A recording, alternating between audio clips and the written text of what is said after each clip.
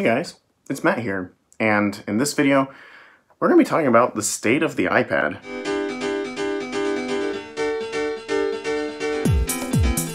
So after Apple's WWDC 22, we got a lot of new stuff that came to the iPads, and most notably, we got floating window support for iPads that house the M1 chip. Now, what does that mean for all these other iPads? And honestly, what's my opinion on everything that came to iPadOS as a whole? First of all, the iPad Air 2, which I've been reviewing on my channel for a while now, is finally dead and will not be getting iPadOS 16.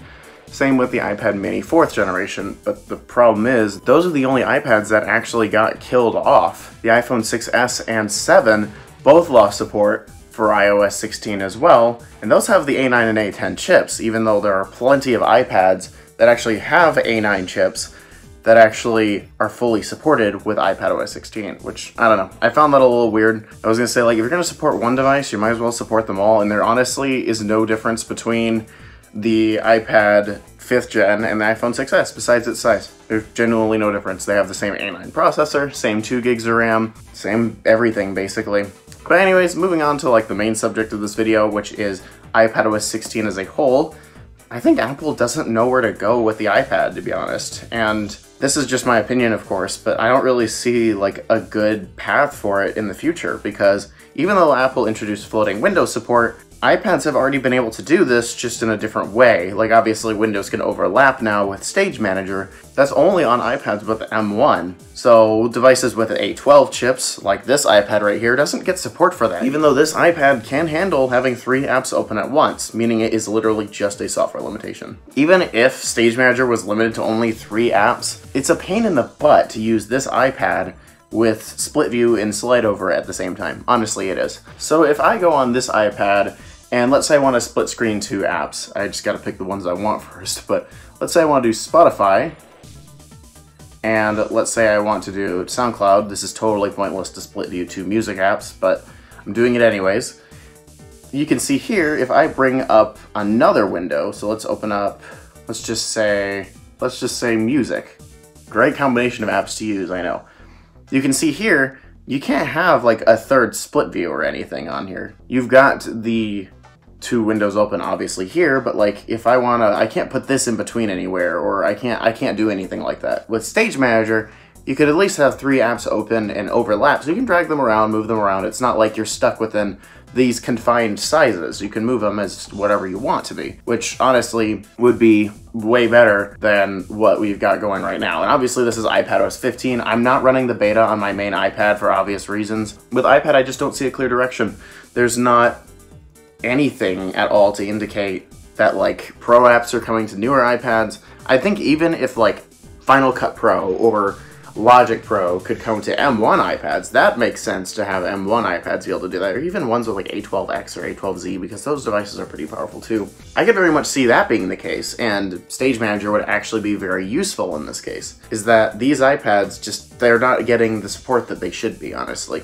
Like this 8th gen iPad that I bought not that long ago is already being limited on features, and ones that are actually pretty important. Well, this iPad, in my opinion, should be supported anyways with these features because it's powerful enough. This thing is decently powerful. It's got the A12 processor, so it's able to run 3 apps at a time. Who cares if those 3 apps are windowed and overlapping? Like, that's not gonna change the performance any. Maybe a little bit, but it's not gonna be major. I don't know, that just threw me through a loop, and I just don't understand why they did that. Moving on to more like iPhone-related features, because iPadOS is iOS, it's just bigger and has some more features. We're getting, for the first time, customizable lock screens. Does this iPad get it? No. Does any iPad get that feature? No. So that means if you have an iPhone with a custom lock screen, you can't bring that over to an iPad, meaning that it won't match. Sure, the lock screen looks different in iPadOS 16. You get that bold default font that the iPhone gets too, but there's no way to change that. And there's no way to add widgets to the lock screen, which is really stupid, honestly. There are so many ways that you could actually use that, especially with the new weather app that came out for the iPad, which I think looks really nice. Honestly, I just don't see iPad with a clear direction, because even with like the iPad Pro that you're spending thousands of dollars for potentially if you max everything out and get the keyboard and all that case for it and an Apple Pencil, there's not a clear direction for the iPad. Apple doesn't want to put macOS on an iPad. And honestly, at this point, if they're going to be making it a Pro device, I think you should have that. even if it's not the most optimized thing in the world, it should be a thing because it's got the hardware, and right now the software just can't match that. I think for an iPad like this, that was $329 brand new, that makes sense to have kind of like an experience where you have some apps, not really pro apps, or anything really. The Pro iPads, honestly, I don't think the Pro iPad deserves the Pro name. Sure, it's expensive, and sure, it's got good hardware, but that doesn't mean anything when the software can't match that. And genuinely, the software can't match that.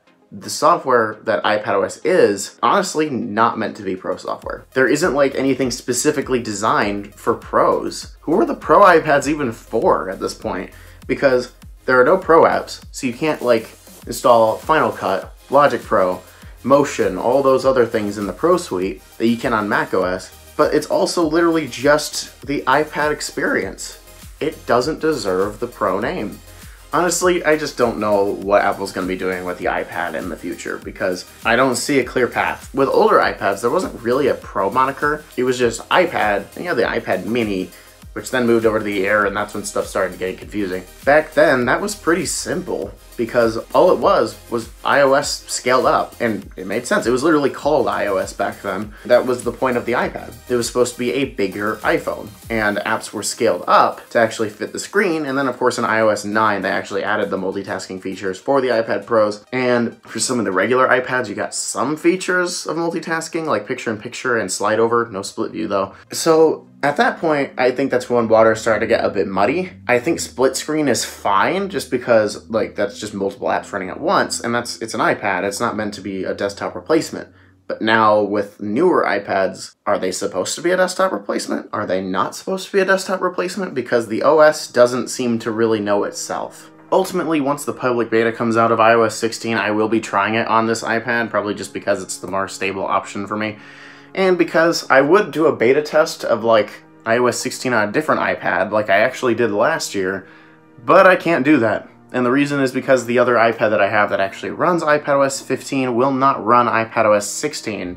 It'll only run 15, and there's nothing I can really do about that. I just need to buy a different iPad. This is the only iPad I've got that actually supports the latest version of iPadOS. With that being said though, I do want to hear your thoughts on what you think about iPadOS 16 and what direction you think Apple is going with the iPad. Anyways, that's about it for this video. I know it was mostly a talking head video just because it's just one of the easier formats for me to make at the moment, especially with school and I've got other life things going on, so it makes things difficult. But yeah, just wanted to recap that just to share my thoughts just because I couldn't not share them. It's been on my mind ever since WWDC actually happened, and I just want to hear your guys' thoughts. But yeah, anyways, that's enough for this video. Click the like button if you like the content that you see on this channel, and hit the subscribe button if you want to see more content like this in the future. Thank you guys so much for watching, and I will see you guys all later. Bye guys.